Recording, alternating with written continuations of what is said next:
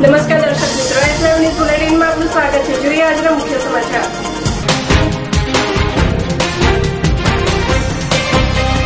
આજે છે માહીનો બર્થડે, ચાહકોની શુભેચ્છા વર્ષા।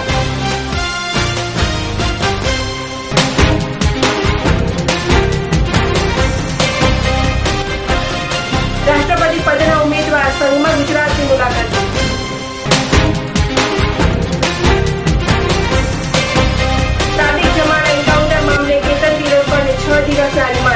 सीबीआई कोर्टे गया रिमांड मंजूर। गारमेंट फायर ने खुल्लो मुकायो, मुख्यमंत्री नरेंद्र मोदी हाजर रहा।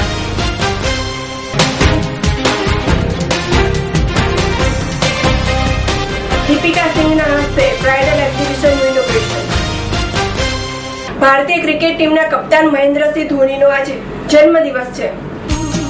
Happy birthday to you, dear. Happy birthday to you. Happy birthday to you. Happy birthday to you.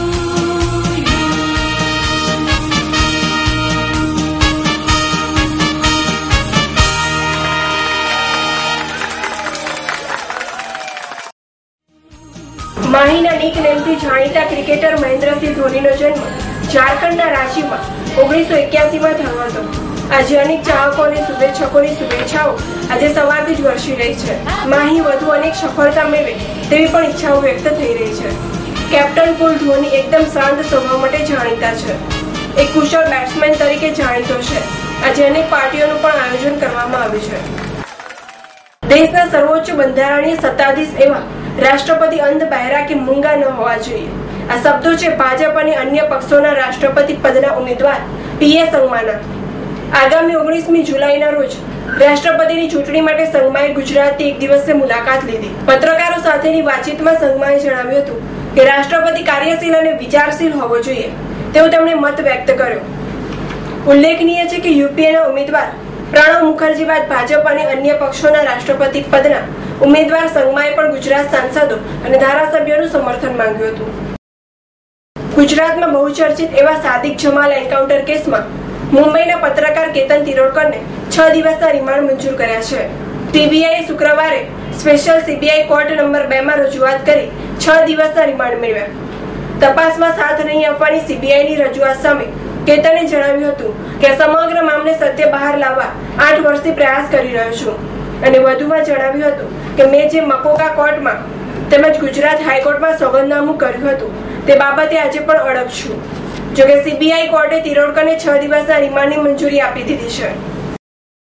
અમદાવાદમાં વિશ્વમાં ગારમેન્ટ ફેરને ખુલ્લો મૂકતા મુખ્યમંત્રી નરેન્દ્ર મોદીએ આહવાન કરતા જણાવ્યું છે કે વિશ્વના બજારોમાં સતત બદલાતી વસ્ત્ર પરિધાનની ફેશનની સ્પર્ધામાં સક્ષમ રીતે ટકી રહેવાની વ્યૂહરચના ઘડવા ગારમેન્ટ ઉદ્યોગે સજ્જ રહેવું પડશે। સાથે સરકારની નવી ઇન્ટિગ્રેટેડ ટેક્સટાઇલ પોલિસી પણ આવશે, જેમાં ગારમેન્ટ ઉદ્યોગના વૈશ્વિક વિકાસ માટે 5F ક્લસ્ટર નીતિનો પણ સમાવેશ થશે। સાથોસાથ પશ્ચિમી દેશોના સ્પર્ધાના અપ્રચાર તરીકાથી ભારતના વસ્ત્ર ઉદ્યોગને બદનામ કરવા ચાઇલ્ડ લેબરનો ભ્રામક પ્રચાર કરે છે તેનાથી સાવધ રહેવા પણ તેમણે ચેતવણી આપી હતી। मित्रों, आज हिंदुस्तान का रेडीमेड गारमेंट का नीति कच्चा माल यहां से बांग्लादेश भेजता है, बांग्लादेश के अंदर वहां रेडीमेड गारमेंट का प्रोसेसिंग करवाता है, जॉबर वहां करवाता है और कस्टम ड्यूटी माफ कर दी। इसके कारण वो माल वहां से हिंदुस्तान के अंदर आ रहा है और गरीब रोजी रोटी वहां मिल रही है, माल यहां बिक रहा है। ये सारे गारमेंट इंडस्ट्री के लोग इस बात के लिए परेशान है। अरे उसको भी लगता है अगर हिंदुस्तान में मेरी एक चीज 100 रुपए में बनती है, वो बांग्लादेश में 40 रुपए बन जाती है, ट्रांसपोर्टेशन के साथ 60 रुपए बिक जाती है, फिर भी मेरा 40 का मुनाफा है। तो हिंदुस्तान का गरीब आदमी मरे तो मरे, मैं भी वहां बनवा दूंगा। क्या भारत सरकार स्पष्ट करे क्या कारण है कि बांग्लादेश को वहां से रेडीमेड ब्रांड हिंदुस्तान में आते हैं तो आपने कस्टम ड्यूटी माफ क्यों की है? क्यों ने भारत के सब लोगों के साथ ये बराबरी का कारोबार नहीं होता है? और हिंदुस्तान की गारमेंट इंडस्ट्री, हिंदुस्तान की टेक्सटाइल इंडस्ट्री भारत के प्रधानमंत्री से इन सवालों को गंभीरता से पूछ रही है। और आज जब गारमेंट इंडस्ट्री के लोग यहां खड़े हुए हैं, वे गंभीरता से पूछते हैं कि आपने स्पेशल रियायत बांग्लादेश को क्यों दी? आपके प्रधानमंत्री पद पर रहते हुए क्या कारण था कि आपके वित्त मंत्री ने ऐसी बातें नहीं की? या क्या कारण था कि वित्त मंत्री ने लागू कर नहीं की? या क्या कारण था कि वित्त मंत्री के रहते हुए आपने इन मन के विचारों को आपने बंद रखा और कमरे में खोला नहीं दुनिया के सामने? क्या कारण था? वो कौन सा कारण था? वित्त मंत्री और प्रधानमंत्री के बीच इतना फासला था कि वित्त मंत्री के जाने के एक हफ्ते के भीतर और पिछले 24 घंटे से नए बातें आप ले रहे हो। मैं तो इन गंभीर सवालों के जवाब भूतपूर्व वित्त मंत्री को भी देने पड़ेंगे और वर्तमान देश के प्रधानमंत्री और टॉस वित्त मंत्री उनको भी देने पड़ेंगे। આખા દેશ વિદેશથી બધા લોકો અહીંયા વિઝિટર્સ તરીકે આવે છે। આ એક B2B છે। અમે અહીંયા પોતાનો પ્રોડક્ટ્સ એમને બતાવીએ છીએ અને ભવિષ્યમાં શું ચાલશે એની ગણના અહીંયા એમને બતાવ્યા પછી અમને ખબર પડે છે અને એ લોકો એના ઉપરથી અમારી સાથે આગળની ડીલિંગ કરતા હોય છે। આની પણ ફાઇનલ કરીને મજેદાર ફાયદો એમને આ મોટું પ્લેટફોર્મ મળી જાય છે એમને એક જગ્યા પર ફરવું નથી પડતું। આ એક B2B આ એક જાતનું પ્લેટફોર્મ છે કે આખા દેશની અંદરમાં અને વિદેશમાં એક જ જગ્યા ઉપર 2-3 દિવસની અંદરમાં તમને બધી પ્રોડક્ટ સાથે મળી જાય। ગુજરાત એકચ્યુઅલી પર્ટિક્યુલર ગુજરાત જ એક હબ છે ગાર્મેન્ટ માર્કેટનું એક સારું હબ છે અને ટોપ 3ની અંદરમાં નામ છે ઇન્ડિયાની અંદરમાં અમદાવાદમાં અને મેન્સમાં નંબર 1 છે। અમદાવાદની આગ તોલે અત્યારે કોઈ આવતું નથી। મેન્સની જેટલી પ્રોડક્ટ છે ટ્રાઉઝર્સ, પેન્ટ, શર્ટ કે બાબલા હોય કે કિડ્સની અંદરમાં બોયઝનું કામ હોય separate A I think Ahmedabad is the number 1। Actually હું એક વ્યક્તિથી પ્રેરિત છું અને એમનું નામ છે માનનીય નરેન્દ્રભાઈ મોદી અને આજે મારું સપનું સાકાર થયું છે। મારી વર્ષોથી ઈચ્છા હતી કે નરેન્દ્રભાઈ અમારો આ ફેર એકવાર ઇનોગ્રેટ કરે અને જ્યારે ગુજરાતના વિકાસને 10 વર્ષની અંદરમાં જે મુકામે ગુજરાતને લઈ ગયા છે એમાં અમે પણ એક ખુશખોડીની જેમ રામ જ્યારે રામ સેતુ બનાવતા ત્યારે જે ખિસકોડીએ જે મદદ કરી હતી એવી એક મદદ એમને કરવાની એક મનમાં ઈચ્છા રાખીને અમે એમનો જે મોરલ મળતો રહે છે એવી ઈચ્છા જાગૃત કરીને એક એમનું જે રામ સેતુ જે બનાવ્યું હતું રામજીએ અને આ વિકાસનું સેતુ બનાવી જવા જઈ રહ્યા છે એમાં અમે ખિસકોડીનું રૂપ પણ કરીને એમને મદદ કરવા માંગીએ છીએ। જ્યારે GGMA પ્રમુખ વિજય પુરોહિતે જણાવ્યું હતું કે ગુજરાતનો વિકાસ દરેક માટે અગત્યનો રહ્યો છે।